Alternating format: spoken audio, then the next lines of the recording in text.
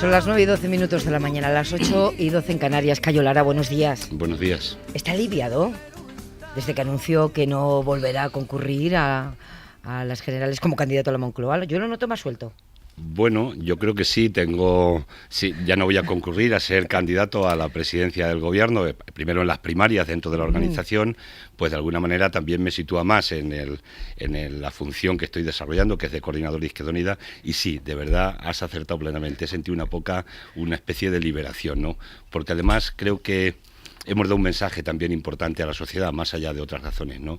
Y es que no estamos pegados a los sillones. Y hay gente que estamos en política por convicciones, hay que estar en los sillones, porque hay que estar en las instituciones, hay que cambiar la realidad, pero el sillón no nos pesa a muchos, ¿no? Su reflexión personal, la que le lleva a tomar esta decisión, en esa reflexión, ¿qué pesa más? ¿Las circunstancias? ¿Se ha sentido muy presionado para ceder el mando? No, presión no. El mando de la candidatura, de momento. Ya no, pero presión ninguna, ¿no? Tengo que decirlo eso y lo digo con honestidad, en la organización ninguna presión. Las lágrimas de la otra noche no venían como consecuencia de las presiones, venían como consecuencia de que la gente reaccionó porque la mayoría de la gente no lo conocía. Lo hice en el órgano democrático, que es el máximo órgano entre asambleas, que es el Consejo, era el sitio donde lo tenía que decir, y yo soy muy sensible, y entonces lo que me emocionó muchísimo fue pues un largo aplauso que la gente hizo en pie, bueno, pues con lágrimas y tal. Ahora mismo me estoy emocionando, ¿no? Pero no era por la pérdida de nada, no es por la pérdida de un puesto querido, ni mucho menos, al contrario, sino que yo creo que en este momento tengo que trabajar fundamental y exclusivamente en la propia organización, porque hay que crear estructuras organizativas. Vienen presumiblemente tiempos de cambio, por lo menos tiempos diferentes, y tenemos que anclar bien las raíces de las organizaciones de izquierdas, y eso se hace con estructuras organizativas en todo el Estado, y hay que potenciar la organización, y eso es fundamental. Y luego otro tema importante, tenemos mucha cantera, tenemos mucha gente muy preparada en la organización, pueden asumir perfectamente responsabilidades de futuro, y por tanto en esa doble idea creo que tengamos un candidato o candidata a la presidencia del gobierno y un coordinador o coordinadora de Izquierda Unida. El PNV esto lo ha practicado a lo largo del tiempo. No le asusta la bicefalia. Y no nos asusta para nada. De hecho, yo la he mantenido. He tenido bicefalia con Gaspar Llamazares. Hemos convivido y convivimos de una manera perfecta. Y por tanto, yo creo que podemos reforzar la organización y al mismo tiempo dedicar al equipo que salga de cara a la presidencia del gobierno, dedicarlo a hacer ese trabajo y a preparar los programas con el conjunto de la organización. Anclar bien, cohesionar las políticas de izquierda. Presumo que usted no da por superada la dialéctica izquierda-derecha como Podemos. No, yo no voy a renunciar a la historia y además a la realidad objetiva. La izquierda y la derecha siguen existiendo. Si un día se cambian los términos y se utilizan otros términos, bueno, pues tendrán que demostrar teóricamente en la teoría, pero también en la praxis, de que eso no es verdad. Siguen existiendo los explotados y los explotadores, los chavales y no chavales y gente mayor. Un tercio de la sociedad está cobrando 645 euros, ahí están los datos. Eso es gente explotada y hay otros que son explotadores. Y por tanto la izquierda y la derecha existe porque siguen existiendo las clases sociales, y además el Waffen Barrett lo ha dejado clarito, por si alguien tenía dudas, del movimiento obrero y de la izquierda, que la lucha de clases existe, pero que la van ganando los ricos.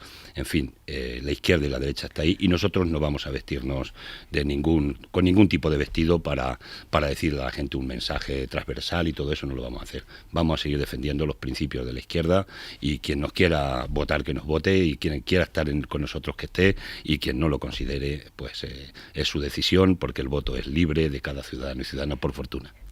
Aprovechando ese alivio que dice que siente, le hago la pregunta del millón. ¿Por qué Podemos ha conectado con la indignación, con el sufrimiento de la sociedad española, e Izquierda Unida no? Por lo que dicen las encuestas, por el resultado de las europeas. Bueno, algo tampoco habremos hecho bien del todo, ¿no? Pero nosotros somos una fuerza política que tenemos mochila, tenemos historia. Y dentro de esa historia yo soy de los que opino que tenemos mucho más logros que debilidades, ¿no? Pero también tenemos debilidades. Quien una fuerza política que hoy aparece nueva, que no tiene ninguna implicación, que no ha tenido ninguna responsabilidad de gobiernos, en este momento concreto, que el país es una cloaca desde el punto de vista de cómo lo han dejado los sinvergüenzas, los ladrones, no me gusta insultar, no soy gente de insulto, pero lo que han hecho en este país de esa connivencia permanente entre el poder económico y determinados sectores del poder político, cómo han comprado al poder político para conseguir sus objetivos, cómo han gobernado y han mandado de verdad los que no se presentan a elecciones, cómo las democracias se han convertido en títeres del poder financiero y del poder económico internacional, es decir, cómo se ha puesto este pueblo, lo han puesto de rodillas ante esos poderes, y con los casos y escándalos que van saliendo un día sí y otro también de corrupción, el clima de indignación en el país es el que es. Estamos indignados, alguien lo decía, por encima de nuestras posibilidades, y yo también, ¿no? Y en ese clima pues ha salido un discurso muy transversal, ha salido gente que se apunta a algo nuevo, a lo que sea, porque hay que echar todo lo que hay, todo lo existente, y bueno, yo creo que en ese clima ha funcionado, y ha funcionado desde el punto de vista mediático, y han conseguido pues un efecto importante en la sociedad. Ahora bien, yo las encuestas siempre las veo en las urnas. Esto puede ser una salida fácil, ¿no? Pero las últimas urnas en las europeas dieron un resultado, ahora vienen urnas en las municipales que tienen que dar el resultado que den, y las autonómicas, y después las generales. Nosotros vamos a seguir caminando en la misma dirección. Lo que queremos, hemos venido luchando contra el bipartidismo. Un bipartidismo que ha estado acompañado siempre de convergencia y unión. Las políticas más duras de este país se han hecho con esas políticas neoliberales, y vamos a seguir en esa misma hoja de ruta, en las luchas, en las movilizaciones y con la propuesta alternativa siempre en las instituciones en las que estemos representados. De ahí no nos vamos a mover, y bienvenido sea todo aquel clima que se dé en el país que pueda derrotar las políticas neoliberales, porque esas son las que de verdad nos han hecho mucho daño, nos han creado mucho sufrimiento, nos han dejado endeudados hasta las cejas, y por tanto las tenemos que combatir. Y entonces es necesaria una alianza, una convergencia de todas las fuerzas políticas de la izquierda social, sindical, alternativas, para poder de alguna manera presentar una alternativa sólida, seria y viable a lo que son esas políticas neoliberales. Y en ese camino, de ahí, no nos movemos ni un milímetro. Ahora vamos a ir a la convergencia, pero no me ha respondido. No me ha respondido a lo que yo le preguntaba. ¿Por qué Podemos sí ha sido capaz de conectar y transformar eso en expectativa electoral, e Izquierda Unida no moverse, como usted dice, del camino? Voy a dar una razón más. No moverse del camino le ha dado un techo electoral en el Congreso, sí. Yo creo que de 21 diputados, ¿no? Ya que insistes, voy a dar una razón más.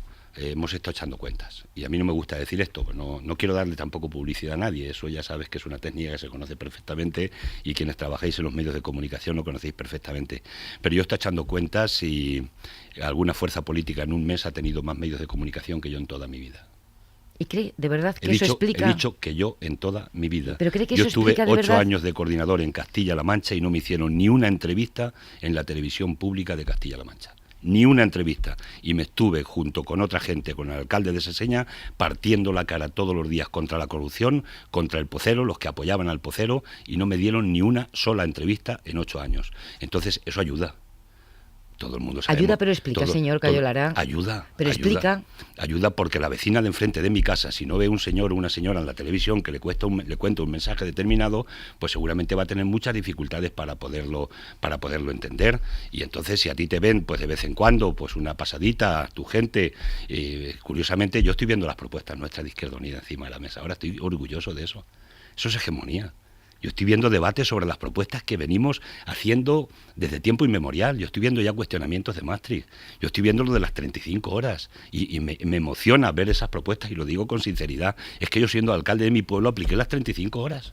Pero eso no era ninguna novedad, al contrario, se echaba la gente las manos a la cabeza cómo vamos a aplicar en este país las 35 horas. Hoy se discute de eso, hoy se discute de un salario mínimo interprofesional de 1.100 euros, y no es ninguna locura, y cuando yo veo esos debates encima de las mesas, hoy se discute de la renta básica. Yo cuando veo esos debates, pues no tengo que hacer nada más que irme a la hemeroteca y buscar nuestros programas. Hay un programa precioso que hicimos, y además de precioso, muy sólido, con Martín Seco, por cierto, entre los economistas que colaboraron, en el 94, de Izquierda Unida, que está ahí, y que hay que echar mano a él, y lo miramos y lo comprobamos y vemos eso. Por tanto, hemos ganado hegemonía con el discurso en una parte de la sociedad. Otra cosa es que la gente quiera también a otros actores, y yo estoy contento con eso, porque es gente que se ha politizado. Si nosotros lo que llevamos diciendo mucho tiempo es que la gente tiene que tomar conciencia, tiene que comprometerse con el tiempo que nos ha tocado vivir, que tiene que implicarse en la vida política. ¿Y no es un poco frustrante que cuando lo deciden no opten por Izquierda Unida según las encuestas? Bueno, pero mira, la gente, el voto es suyo, y cada uno hace con su voto y su decisión libre y voluntariamente lo que considere y lo que quiere. Y a mí sí me gustaría que tener mucha más intención de voto en este momento, pero vamos a a ir a los procesos después. Nosotros somos una organización política que, como decía Marcelino Camacho, a lo largo de toda nuestra historia nos hemos caído muchas veces y nos hemos vuelto a levantar y hemos vuelto a salir para adelante, porque hay proyecto, porque hay memoria, porque hay ideología, porque creemos en un modelo de sociedad determinado, y bueno, y eso pues vamos a seguirlo defendiendo. ¿Por qué Alberto Garzón es mejor candidato que usted? ¿Solo porque es más joven? ¿Solo porque conecta con ese mundo que parece que llega y arrolla? Es un debate absurdo. Yo creo que es un debate que además no es un debate... Hemos cambiado al rey. Porque el rey sea más joven, ¿ya resulta que hemos cambiado la monarquía? Pues no, yo creo que no. La monarquía sigue siendo la monarquía. Yo quiero seguir teniendo la posibilidad de votar a mi jefe del Estado algún día y que nuestros hijos le puedan votar a quien quieran tener de jefe del Estado. No ha cambiado el fondo. El problema es que tenemos que, porque no podemos perder la memoria. Vamos a ver, no es un problema de mejores o peores candidatos. Es que la memoria no hay que perderla. Y la experiencia de la vida de la gente es la que ha posibilitado que los jóvenes aprendan y se incorporen. ¿Qué sería de la vida sin la experiencia? Dicen en África que cuando se muere un viejo, se muere una enciclopedia. Entonces yo creo que es un error, es un debate absurdo. Es decir, el problema... Yo siempre he dicho que la juventud es un problema transitorio que se acaba con el tiempo, ¿no? Entonces, yo conozco a mucha gente mayor con unas ideas muy jóvenes y a gente joven, desgraciadamente, con ideas de muy mayores, de los peores mayores. En la República, y me quiero remontar atrás, he conocido a gente que defendía el aborto, defendía el divorcio, defendía la eutanasia, defendía valores que son de mis principios de ahora y mis valores, y lo defendían hace montones de años y antes de la Segunda República. Y bueno, todo eso está ahí. Y esto es un río de conocimientos que vas trasladando a los demás, y sobre todo valores, que es a mí lo que más me importa. Alberto tiene valores. Es una persona, digo Alberto, y otros muchos jóvenes de la organización. Tampoco me gusta poner en una persona solamente el foco, sino tenemos mucha gente joven, por fortuna, con unos valores inmensos que los han ido cogiendo de los mejores valores que hemos trasladado la gente que ya vamos teniendo canas como yo. Alberto, como usted le llama, el señor Garzón, es partidario de converger con Podemos, lo ha dicho, que sería una buena noticia para la sociedad española que todas estas fuerzas que están ahí en el entorno a la izquierda del PSOE fueran juntas. ¿Usted cómo lo ve? ¿Comparte ese análisis? ¿Tienen que ir juntos? ¿Tienen que converger cómo? Es un análisis de la organización. No es un análisis particular o individual. Somos un colectivo pensante, lo dije al principio, y creo en los colectivos pensantes. El día que no haya colectivo pensante se acaba la historia. Una organización con un líder, ¿qué pasa? Que si al líder le pasa algo, si el líder se corrompe, si el líder no sé qué cosa, pues nos quedamos ya mirando y ya no tenemos nada. No, lo que da la solidez es la fuerza consolidada y estructurada de una organización. Eso es lo que da, de alguna manera, la solidez. Dando esta vuelta me perdía de la pregunta. No, yo le preguntaba por la convergencia. Sí, ¿de qué hablan cuando hablan de convergencia con Podemos? Vamos a ver, es teoría de la organización. No teme que se los lleven por delante. Pero no estamos hablando de Podemos, estamos hablando nosotros con quién hemos estado combatiendo las políticas neoliberales. Yo he estado con las mareas blancas, las mareas verdes, yo he estado en el 15M. Yo he estado frente a las huelgas con las huelgas generales con los sindicatos, frente al PSOE y al PP, he estado frente a los pensionazos, he estado frente a la política de recortes, he estado frente a la claudicación de Zapatero que hizo cuando la carta de Trichet, que por cierto todavía no ha aparecido en el Parlamento y ya está publicada por ahí en algún libro de Zapatero. Nosotros hemos estado en las luchas con la gente, con el movimiento obrero, con las reivindicaciones sociales, y con toda esa gente es con la que tenemos que construir el proyecto de futuro, porque esa es la gente que está defendiendo lo que nosotros defendemos, lo público, lo de todos y todas, defendiendo que no podemos tener un salario como el que tenemos, la bajada de salarios de este país, que eso está hundiendo la economía, además de hundir socialmente a este país y a la gente individualmente. Y entonces con toda esa gente y todos los actores políticos que se están incorporando a ese proyecto, es con lo que tenemos que construir. Y con todas las fuerzas políticas que hay también organizadas. Hay que respetar a gente como ECO, hay que respetar a ICV, hay que respetar a Nova, hay que respetar a Compromís, a fuerzas políticas que están organizadas. Y con toda la gente que quiera, sobre la base de un programa concreto, es con lo que tenemos que construir la alternativa. Por tanto, convergencia sí, repito, sobre bases programáticas, sin engañar a la gente, porque a la gente ya la ha engañado bastante Rajoy. Está harto de que le pregunten por Podemos, ya lo veo. No estoy harto. No es un problema de hartura, es un problema... Pero te digo una cosa y te la digo aquí en la intimidad, ¿no? Y es que voy a los programas y resulta que cuando veo las pantallas estoy viendo que estoy saliendo y hablando gente de mi organización, no yo, y estoy viendo que detrás lo que tienen puestas son imágenes de Podemos. Digo, usted por lo menos las imágenes de la gente de Izquierda Unida, que nosotros hemos venido a manifestarnos a la Puerta del Sol y hemos estado miles de personas, y en la Plaza Mayor miles de personas, que nos hemos manifestado por todo el país y hemos estado en las luchas, que tenemos proyectos alternativos, que tenemos intervenciones comisiones parlamentarias. Oiga usted, que hay mucha hemeroteca. Yo no pido nada más que eso, si no quiero otra cosa. Entonces, no es que me indigne, pero pido un poquito de respeto. Ya, lo que pasa es que todo eso, si no se traduce en acción política que puede hacer un grupo parlamentario potente en el Congreso, usted sabe como yo que genera mucha frustración. Totalmente de acuerdo. Nosotros tenemos un grupo modesto de 11 diputados y diputadas en este momento. Estamos presentando iniciativas, además, han dicho las encuestas y las estadísticas que somos el grupo porcentualmente con el número de diputados que tenemos que más trabajamos, que más iniciativas estamos presentando. De hecho, esta misma semana se va a discutir una iniciativa con el tema de los desahucios a la gente, que ha sido un fiasco y un fracaso la política del gobierno en este sentido, y a la gente se la sigue desahuciando con porcentajes superiores a los del trimestre anterior de sus casas. Y tenemos iniciativa. Y todas esas iniciativas que estamos llevando a los parlamentos son iniciativas que, si tenemos algo que ver en el gobierno, se convierten en proyectos de gobierno. Y quiero decir que nosotros tenemos cuando hablo de la solidez, estoy diciendo, por ejemplo, cuota de participación que hemos tenido en el gobierno de Andalucía. 12% nos dijeron los ciudadanos. Con eso decidimos estar en el gobierno andaluz. Hicimos una ley que, si se hubiera podido aplicar y no lo hubiera vetado el PP o llevada al Tribunal Constitucional, para ser más precisos, y recurrirla, en Andalucía no habría en este momento ni un solo desahucio. Pero si esa ley se hubiera extendido a toda España, y es posible, en Andalucía, en toda España, no habría ni un solo desahucio. Pero la banca, el poder económico, el poder real, el que está detrás, le dijo a este gobierno: recurre usted la ley porque tiene que ir, esto no lo podemos permitir. Ahora se va una banca pública. Bueno, pues ya veremos a ver si el Banco de España nos da la tarjeta para que podamos de alguna manera operar en banca pública en Andalucía. Es decir, esos son lo que da el peso en las instituciones, lo que te permite que puedas ayudar a cambiar la realidad desde el punto de vista del boletín oficial. Ya que lo menciona, la salud del pacto en Andalucía, bien. Y que yo sepa, hasta ahora, mientras se cumplan las 30 leyes y las 256 medidas, que eso es lo concreto, lo que se pactó en el programa de gobierno, el pacto resistirá. En el momento que eso no se cumpla, a partir de ahí me imagino que los compañeros allí, que son soberanos para tomar esa decisión, compañeros y compañeras, lo decidirán. Pero, por tanto, nuestra hoja de ruta es cumplimiento de lo que pactamos en una mesa, porque ese es el programa concreto con el que nos comprometimos con los andaluces y la andaluza. ¿Y en Extremadura? Y en Extremadura, lo hemos dicho siempre, lo conoce todo el país. Sí, pero últimamente hay un acontecimiento reciente, que es la situación del señor Monago. Sí, nosotros hemos pedido, y también nuestra organización allí ha pedido la dimisión. Por vez primera estamos, en este caso concreto, plenamente de acuerdo.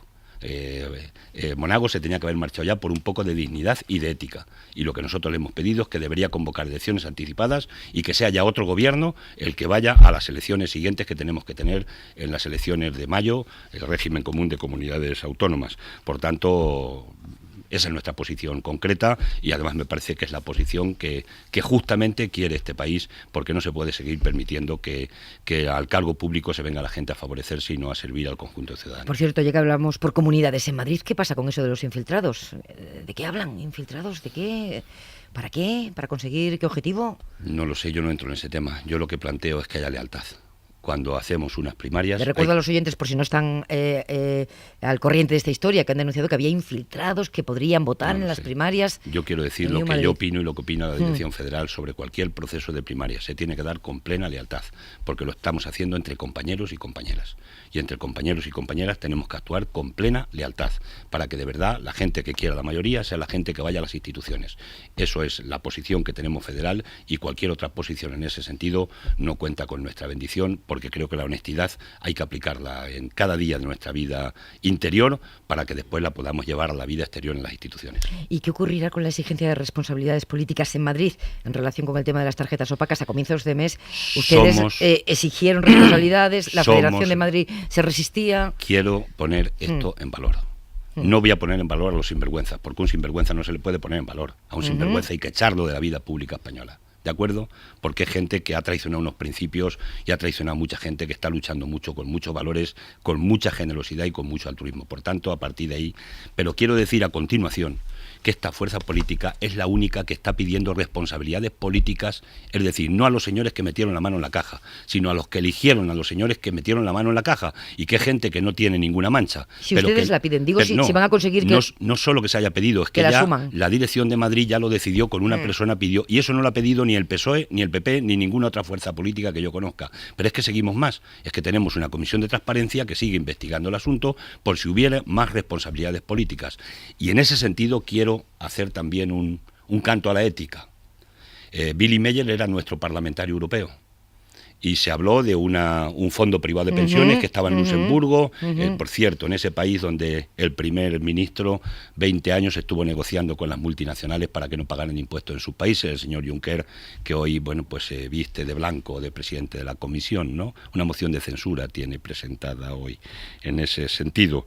Pero quiero decir una cosa, por una cuestión ética, Billy Meyer decidió abandonar el cargo de parlamentario europeo. Quedan todavía 400 y pico parlamentarios europeos que siguen teniendo el mismo fondo privado de pensiones y no escucho ninguna voz pidiéndoles que también por razones éticas abandonen el cargo. Y en España hay una jarta de esos, en el Partido Socialista y en el Partido Popular. Y entonces nosotros no solo hablamos, predicamos con el ejemplo. Y yo lo que sí pediría es que la sociedad globalmente, de verdad, esos principios y valores éticos se lo pidamos a todo el mundo. Yo no le preguntaba por lo que ustedes piden, porque estaba claro lo que le habían pedido a IU Madrid. Le preguntaba si van a conseguir que asuma las responsabilidades políticas. Vamos a ver, las personas que utilizaron las tarjetas, los 2 o 3, creo que eran de los 84, que hay que decirlo todo, que eran 84 tarjeteros, y hay 2 o 3 que había elegido esta fuerza política. Esos no están en Izquierda Unida, algunos desde hace más de 2 años. Eso está claro. Entonces la primera medida está tomada. Lo que pasa es que no apareció como la medida de la expulsión, no había que expulsarles porque ya no estaban. Por tanto, primera decisión. Y en segundo lugar, las responsabilidades políticas, las que determine la Comisión de Transparencia, es las que se van a aplicar. E invito a los demás partidos políticos a que hagan lo propio, que pidan también responsabilidades políticas, que no pasa nada, porque se dé un paso atrás en un momento determinado, no porque tú hayas hecho una maldad, sino porque elegiste, y hemos ido muy lejos en el código ético, porque elegiste a una persona que además no hizo lo que debía y no le controlaste debidamente. Yo creo que ese paso es un paso que no ha dado nadie en este país y nosotros lo estamos dando, y por tanto yo creo que estamos empezando a ser hasta ejemplarizantes en este tiempo y en cualquier tiempo de nuestra historia. Aliviado pero enérgico viene Cayo Lara. Vamos a terminar esta entrevista con el asunto que vamos a dejar en suerte a continuación para analizar con Lucía Méndez, Joaquín Estefanía y Esther Palomera. Hoy su grupo parlamentario lleva al Congreso una proposición para derogar la reforma constitucional que pactaron PP y PSOE en agosto del 2011. Dicen que dar prioridad al pago de los intereses y al capital de la deuda sobre la financiación de los servicios públicos es antisocial. El PSOE va a votar a favor de que se discuta, de que se admita a trámite. ¿Le ha sorprendido este giro de los socialistas? Vamos a ver, yo creo que ha anunciado además otra cosa, que va a presentar una iniciativa en febrero, leía en un medio de comunicación. Nosotros tenemos poquitos cartuchos en el Parlamento. Nuestra fuerza política, para presentar proyectos de ley, que lo conozcan los oyentes en este momento, solo podemos presentar 2 al año. Uno en verano y otro en invierno, lo simplifico de esa manera. Y hemos aprovechado uno que lo presentamos en noviembre hace un año, precisamente para decir que lo que queremos es que se derogue el artículo 135 tal como está y que se convierta en un artículo que garantice que no va a faltar nunca dinero para lo que son los recursos básicos sociales de sanidad, de educación, etcétera. Eso es lo que va al Parlamento. El PSOE ahora, bienvenido sea al mundo de la realidad, bienvenido sea, pero el oportunismo hay que tener cuidado con él, porque hemos estado en el gobierno, el PSOE ha estado en el gobierno, incluido el señor Sánchez, y han votado porque el 135 se aplicara. Y eso ha creado mucho sufrimiento en este país, mucho sufrimiento. Y ahora saben una cosa, yo no digo que sea una pose, pero puede parecerse, porque ahora saben además que el PP lo va a votar en contra, presumiblemente, ojalá y no, lo va a votar en contra y no va a prosperar. Pero bueno, en ese sentido lo que quiero decir es que a veces cuando yo hablo de fotocopias y hablo de originales, pues le vamos a decir a la gente que se quede con los originales, y las fotocopias, mucho cuidado, porque a veces las fotocopias se borran. Y lo peor es que se borren cuando están en el gobierno determinados partidos políticos. Por tanto, bienvenido en todo caso a que vaya a dar ese voto y aunque tarde, pues bienvenido a que se sume a esta política que nunca se deberían haber apartado de ella. Cayo Lara, gracias por estar en la SER y que disfrute del alivio. Pues gracias a ustedes, y seguiré en la ideología y el compromiso con la sociedad que nos ha tocado vivir. Eso no se jubila nunca. Yo seguiré hasta el último minuto, me imagino, de la vida. Desde luego te aseguro que sin pretender estar en las primeras líneas. Yo siempre he dicho que voy a terminar con una frase que me gusta muchísimo, ¿no? Dicen que la tontería se coloca en primera línea para ser vista y la inteligencia detrás para ver. Yo no quiero afirmar esto y que nadie saque una interpretación de que digo que los que estén en primera línea vayan pues se lo a ha tener puesto tontería. muy fácil, ¿eh? Pero vamos a estar trabajando en la organización con tanta gente que tenemos en la organización, gente muy sólida, muy buena, gente que se cree lo de la izquierda, que tiene principios, que tiene valores, y vamos a conseguir seguir aportando a este país país lo que es nuestro conocimiento colectivo, nuestra acción de lucha, para que este país sea cada día un poquito mejor y podamos recuperar todo lo que nos han robado y además caminar desde el punto de vista de tener un país con más igualdad, más justicia, más derechos y más fraternidad, más honestidad y más ética. Esa es la función que quiero seguir desempeñando modestamente los días que me queden de mi vida. Buenos días.